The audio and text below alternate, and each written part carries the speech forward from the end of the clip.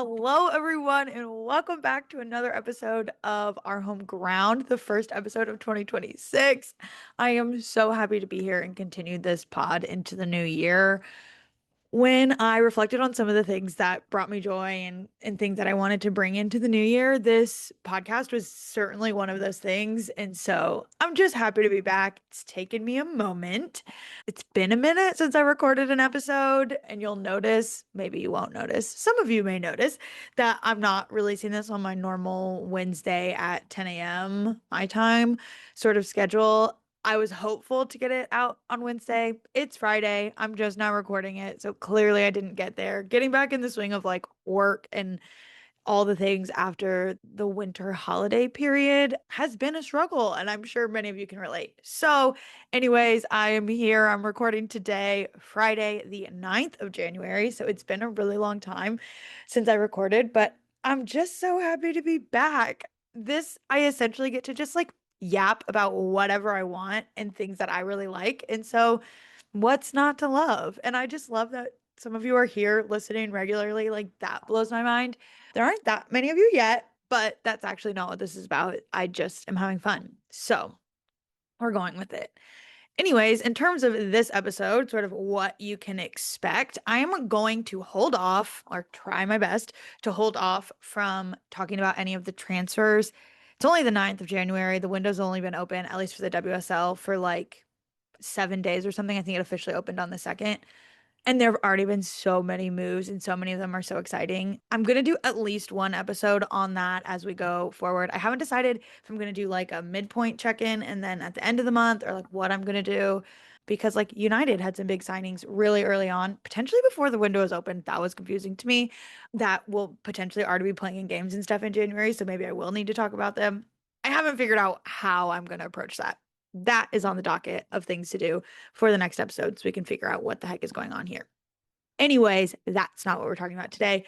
Today, this will more focus on a wrap up of like late December stuff because there were Champions League and Subway Cup games and FA Cup games that happened after I recorded my last podcast. So there are plenty of things still to talk about, even though there hasn't been soccer in like 3 weeks. It comes back this weekend, tomorrow potentially for me when I'm recording this. I don't know when I'll be able to edit it and get it out. Anyways, but there's things we need to wrap up. There's loose ends we need to tie, all of that. So that's what we're gonna do today.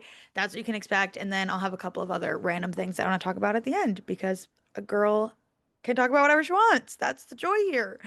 Anyways, let's dive right in and let's talk Champions League. Let's start there. So the league phase finished on the 17th of December. So all 6 match days were played in 2025, and we now know what the final standing is. And we've gone over this a little bit in a previous episode, but we'll go again. So first we'll start with final standings. So Barcelona finished top of the table with 16 points and a plus 17 goal differential. I don't think that is shocking or surprising to anyone. So they're still impressive. They're Barcelona. They are who they are. Lyon finished in second with 16 points and a plus 13 goal differential. I think Lyon is so strong. I feel like people don't talk about them as much. I feel like everybody's talking about Barcelona or Chelsea, and I'm like, y'all, you're missing. Lyon is so good. Anyways, Chelsea finished third with 14 points and a plus 17 goal differential, and Bayern finished fourth with 13 points and a plus one goal differential. If you remember, they had that really tough, like 7-1 loss to Barcelona opening game of the league phase. So they had a big hill to climb and they did it. I think them finishing top four is really, really incredible based on that initial game. So those four teams automatically qualify into the quarterfinals. And so they don't play again until like March in the Champions League because there is a knockout phase. So these next 8 teams, 5 through 12, play in a knockout phase that'll take place in February. So we'll talk through who those teams are. So Arsenal finished fifth with 12 points and a plus 5 goal differential. I think that's also an impressive finish from them, considering where they started in this league phase, losing their first 2 games.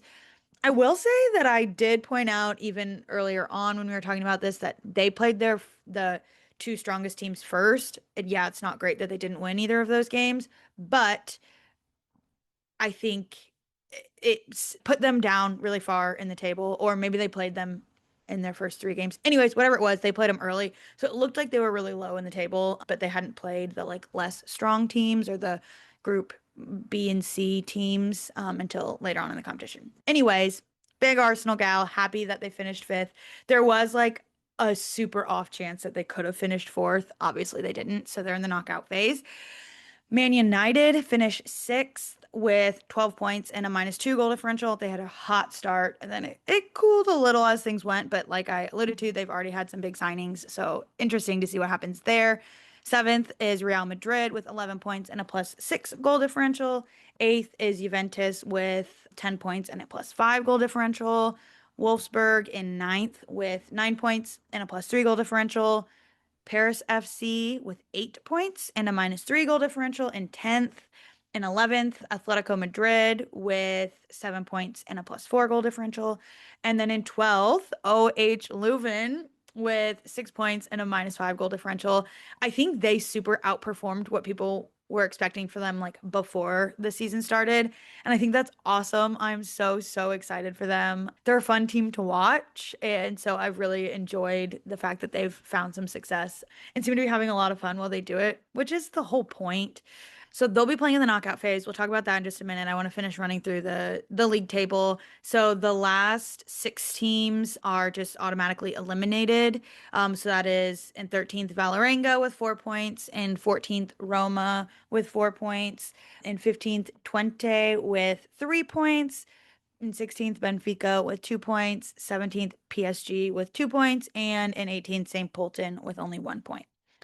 So I think a couple of those teams are a little bit surprising to me. PSG, I did not think would be where they're at. I think everyone is shocked that they only got 2 points. That is actually crazy to me. I don't know. Twente, theoretically, I felt like could have done better, but I think they had a kind of tough draw. I don't remember exactly. But, anyways, all that to say, those six teams are eliminated. So, the next thing we can look forward to in the Champions League is this two-legged series, I guess, knockout phase that is in mid-February. I think it's like the 11th, 12th, and 17th, 18th, or something to that effect. I know Arsenal plays on the 11th and the 18th. I didn't really look when everyone else plays. Sorry. I will look when things come closer. There was like a draw to figure out who was playing who and like where they fall in the bracket. I'm just gonna tell you who's playing who for now. As we get closer to, we'll certainly be talking a lot more about the Champions League. Atletico Madrid is playing Man United. Paris FC is playing Real Madrid. OH Leuven is playing Arsenal, which that was also game day 6 matchup. And then Wolfsburg is playing Juventus. So all of those I think will be really interesting games. As an Arsenal fan, I'm very happy with that draw. It was huge for us that we finished in fifth because then we played one of the teams that finished 11th or 12th, which was Atletico Madrid or OH Leuven, and I think that was good either way. I'm really excited about the Wolfsburg Juventus matchup. I think that'll be really, really fun. And the Atletico Madrid and Man United game was good. And so I'm excited to watch that again. I think those are the things that I have to say about the Champions League for now. We obviously will continue to talk about it. Champions League is huge, but that's on pause until February. But I just wanted to sort of wrap up the loose ends there about game day 6, where everybody ended up, and what the knockout phase is going to look like.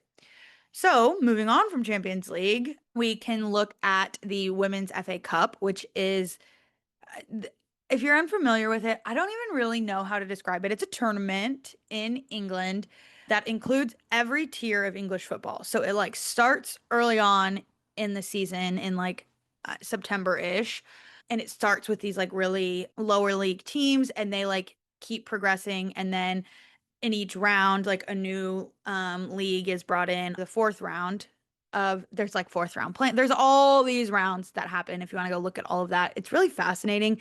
This is really a big deal in English footballing culture. This cup, look up the history of it. It's cool. It's fun. It's exciting. I like it. And that's why we're talking about it. Anyways, the draw for the fourth round, which is when all of the WSL teams come in, took place in late December.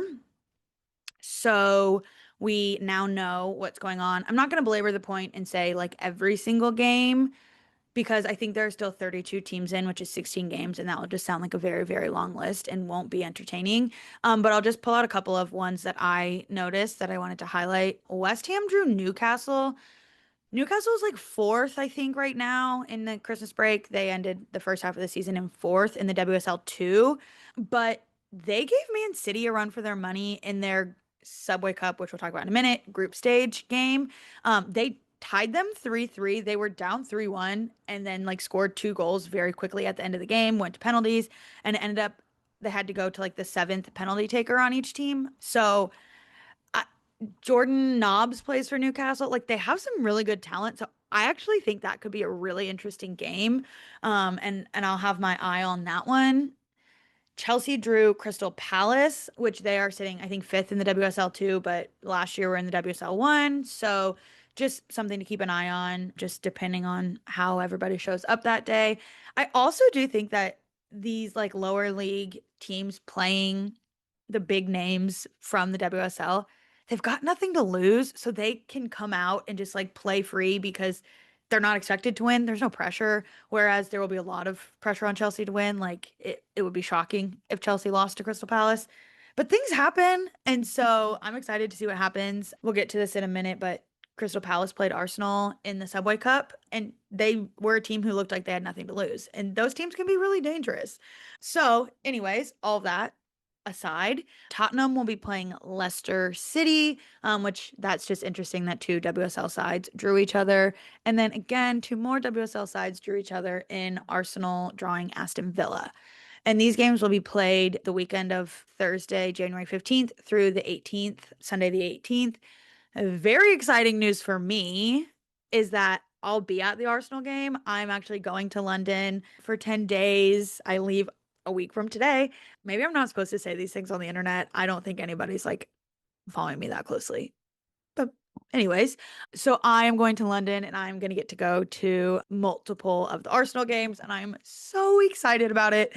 And just so excited to be like watching women's soccer in person again because here in Atlanta at this moment, I don't get to do a lot of that. So very, very excited about getting to go and getting to be in person at these games. Yeah. Dream come true. I love it. And it should be a really good game against Aston Villa because Villa's a very good side. So we'll see how all of those go. I'm sure that there will be follow up from that. I'm hoping that I'm going to be able to record some fun podcasts while I'm in London with obviously best friend of the pod, Laura, and best friend of Bridget in real life, Laura Smith. You guys are very familiar with her. We did the one with her and then one with her and Allison. And then Meg, who you guys are also familiar with, is also going to be there for part of the time. And so I'm hopeful to get to record a podcast with them as well. So that would just be so fun if all three of us got to do it together or any combination thereof. So we'll see what happens. It's going to be a busy trip. So who knows? No promises, but I'm putting it out there. And I did ask them and they did say yes. We just have to work it into the schedule, you know? Anyways, I'm so excited about all of that. The final competition that I want to talk about from the end of December is the Subway Cup, which is the League Cup that includes WSL 1 and WSL 2. The quarterfinal was played on December 21st, which was the last game before the Christmas break. And so, run through those results. Man City beat West Ham 5-1. Man United beat Tottenham 2-1. Arsenal beat Crystal Palace 2-0, and Chelsea beat Liverpool 9-1, which is crazy because Liverpool tied Chelsea when they played in the regular season. So the fact that we're even here, I believe Liverpool tied Chelsea. Yeah, they did in November. I was right. So yeah, crazy that it was then 9-1 the next time they played, but it's really hard to beat a good team twice. And so, well, they didn't beat them the first time they tied them. But anyways, it's hard to play that up to Chelsea standard twice when you are a Liverpool team. But 9-1 is crazy. Like, yikes. Anyways, so the semifinal to be played on January 21st will be Man City versus Chelsea in Manchester, and then Arsenal versus Man United in London, North London. Lucky me, I will get to be at that game in person as well. I am so excited. Just the fact that like both of these games ended up being home games for Arsenal and I get to go to them is just unbelievable to me. I love this life. Yeah, but that kind of covers the games that I want to talk about and a lot of the like tying up loose ends from December. We can move forward to a couple of other things that happened that were not necessarily like game result specific, or draw specific or anything like that. So, the first thing that I want to talk about is this like Champions League crossover event that happened in the Women's Champions League and the Men's Champions League. And I might have mentioned this briefly on a different episode, but I don't think that I did. I don't think that I like especially touched on it. But the men's Champions League game night 6 and the women's Champions League game night 5 ended up they were on the same nights. So we had two nights of this cross coverage. No, one night because the women's was on two nights, but one of those nights all of the men's teams were playing. So we had this cross coverage and it was so cool. So many soccer legends in the same room. So the women's team, who's usually I think based in I don't actually know. New York, maybe LA. I'm assuming one or the other. Based in the United States, I can say that, I guess, who do this Paramount Plus coverage, went to London. And so it was Kelly O'Hara, Ali Riley, Jen Beattie, Darian Jenkins, and I think Janelle Farias was there too, but now it's been a minute and I've slept since then. And Hannah Cash, who's the host, were all in London. And then they were on the same set, like in the same room, cross covering with the men's Champions League team, which includes French and Arsenal soccer legend Thierry Henry, and then Jamie Carragher. I don't actually know how he says his last name, and that's probably embarrassing because he is his a very popular former men's player in his own right, and also like a commentator and stuff. Anyways, moving on, Michael Richards and then host Kate Scott, and they have a super funny dynamic. The four of them, I like see them online a lot with like Kate doing a really funny intro about how Thierry and Jamie are like legends of soccer and then we'll like just roast Micah Richards, which I just think is so funny and I really appreciate it. Anyways, there was this crossover, just legendary people all over. And there was this really cute moment after the Lyon game where Lindsay Heaps, who is captain of the US Women's National Team, she plays for Lyon, obviously. She was being interviewed like post match, and famously, Lindsay is a big men's Arsenal supporter. She's never commented on the women's thing because I think it's kind of weird. She obviously doesn't play for Arsenal, so to be like, I'm a huge Arsenal fan when it's like she plays against them. They knocked her team out of the Champions League last year, right? Like all of that. So she's a big men's supporter of the Arsenal and also very good friends, famously, with Kelly O'Hara. They played on the US Women's National Team together. Kelly's now retired, all of that. So there's the context. But Micah walked over to the big screen where Lindsay was and was like, all right, Lindsay, I've got to ask you, if you have to only pick one, who are you choosing? Thierry Henry, who I said, Arsenal legend, or Kelly O'Hara? And Lindsay like laughed and was like, oh my God, don't make me choose. But then she was like, sorry, Kelly, gotta go with Thierry Henry, which is so funny because like she and Kelly have won a World Cup together. Like the fact that she's choosing Thierry Henry is like silly, but there was lots of laughter and banter back and forth. Kelly was like, "Oh, you're killing me," whatever. And but then Thierry Henry like shouts from across the room, and he's like, "Oh, don't worry, Lindsay, I'll send you a shirt." And she's like, "Oh my gosh, that's so nice." And he's like, "Oh yeah, happy to do it, whatever." She recently, over the Christmas break, posted on her Instagram story that she received the a signed Arsenal jersey from him. Thierry Henry was famously number 14 for Arsenal. Like, he is so incredibly legendary, and he like signed it and he like wrote her a cute little note. And then he posted on his Instagram story a few days later that Lindsay had sent him a US Women's National Team number 10. I think it's a Heaps jersey. I don't think it's a Haran jersey. Anyways, it's signed. It's one of her jerseys. And that was just such a wholesome interaction. And I love it. And I love that we're cross covering the men's game and the women's game, like with this at the same time, with the same people. The women's game, that just gives it such a big platform. The Champions League is like I think, the highest most like prioritized club football that there is right now. And so to be including the men's game and the women's game together, I think is so cool. And then that moment was just like so wholesome and silly, and the banter and all of that with Kelly O'Hara is like funny. So all of that to say, we will finally move on and I'll stop talking about Champions League directly for the day. But another thing that happened over winter break is that it was announced that there will be a documentary made about Alexia Putellas that I believe is going to tell like the story of her life more broadly because I don't know that all Americans are aware of this. There is a three-part docuseries that follows Alexia Putellas' year between when she won the two Ballon d'Ors. So it's after she won her first one in the lead up to when she won the second one. And it was supposed to be this whole thing about following her journey in the 21-22 season into the 2022 Euros, but famously she got injured before the Euros, so they like pivoted a little bit and it focused a lot more on the Champions League season that year. The opening game is when they played Real Madrid and broke the record for attendance at a women's game at Camp Nou. Like it's I've only watched the first episode because it's impossible to access in the United States. I've tried everything, but I watched the first episode of it when I was with Laura in Switzerland at the Euros. And the plan is for me to watch the other two episodes, probably the first one again, and the next two while I'm in London in the coming weeks. So hopefully I'll be able to do that. And hopefully when the new full documentary drops, reportedly in 2026, hopefully it'll be accessible in the United States so that everybody can watch it. Me, so I can watch it, and the millions of other people in the United States who are probably interested in it. But yeah, that is exciting. I think having a full movie about such an influential player is incredible. She was the first woman to ever win two Ballon d'Ors. She is certainly in the like GOAT conversation.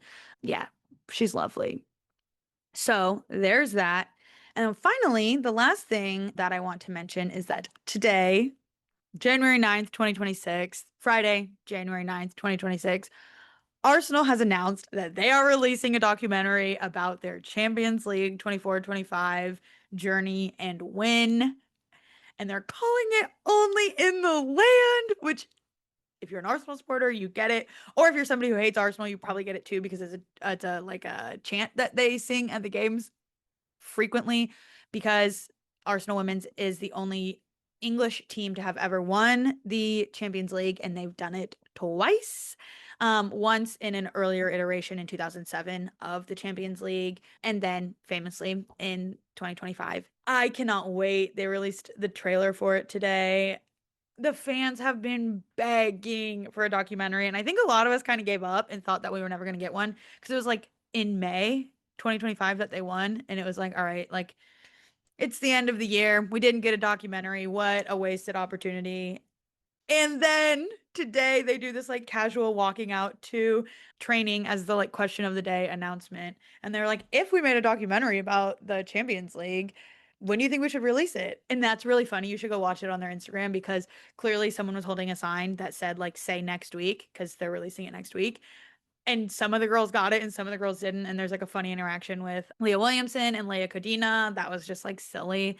And I just love any type of like media representation of the girls showing their personalities and being fun and silly and having a good time together.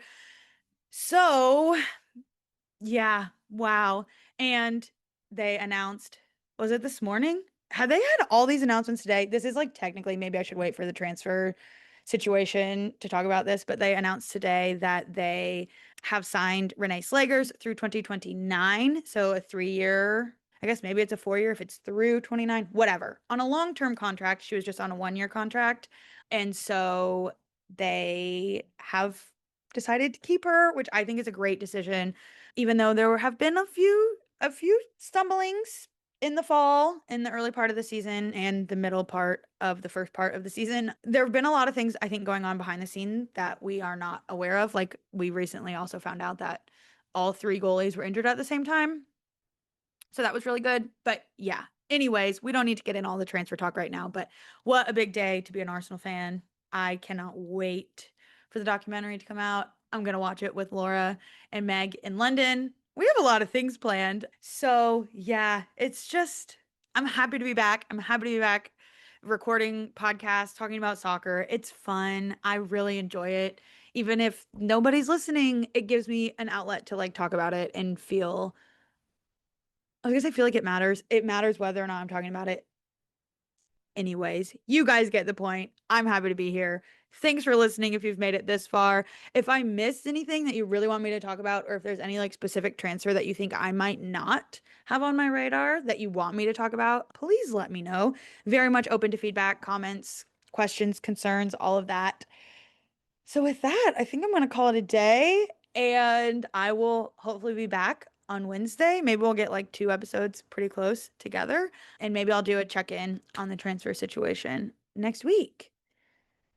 And maybe I won't. We'll just see what happens. So anyways, have a great weekend everybody and happy 2026. Can't wait to see what we get up to.